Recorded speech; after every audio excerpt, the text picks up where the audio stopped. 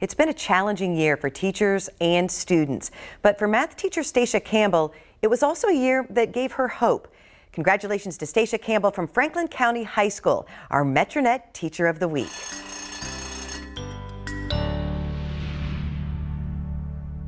It's been a tough year. There have been so many things about this year that have been like really cool and incredible. Our kids just had prom and they did it in the front parking lot, but it was insanely awesome. Like next year's kids, when they go to do prom, the bar is set very high for them.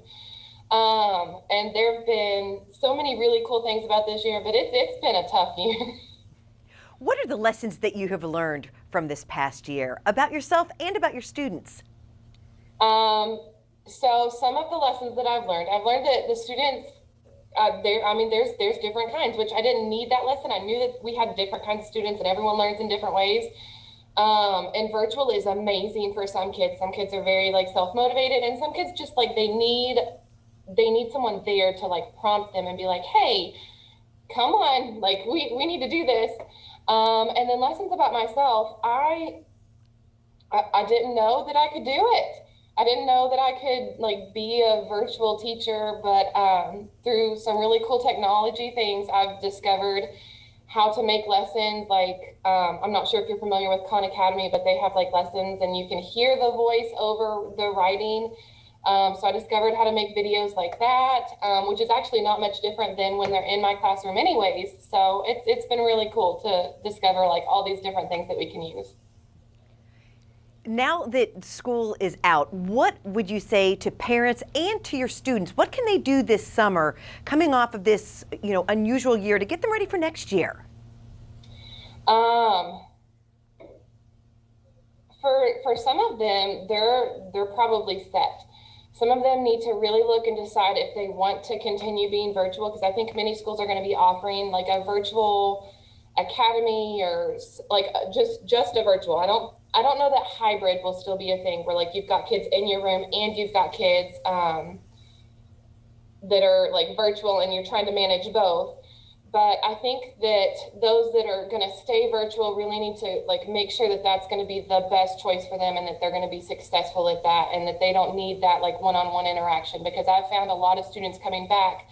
Quite a few grades have increased and they've been better just because they're more focused. They don't have those home distractions that they have here.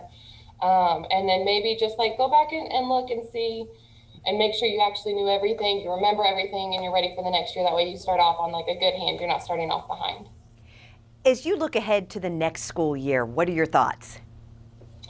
Review. We're going to be reviewing a lot, but I'm really excited for the next school year. I'm so excited to have hopefully all of the kids back in my room.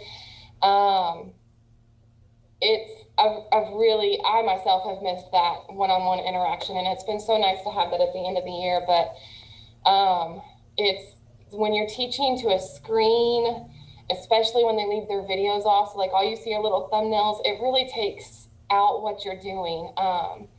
You don't have that impact. It's just like, oh, I'm teaching, oh, I'm teaching, oh, I'm teaching. And then when you get to walk in and you get to see their faces and like they're so excited to see you and be here, that's the part that I love about teaching. So getting to have that interaction with my kids again, that's what I'm looking forward to the most.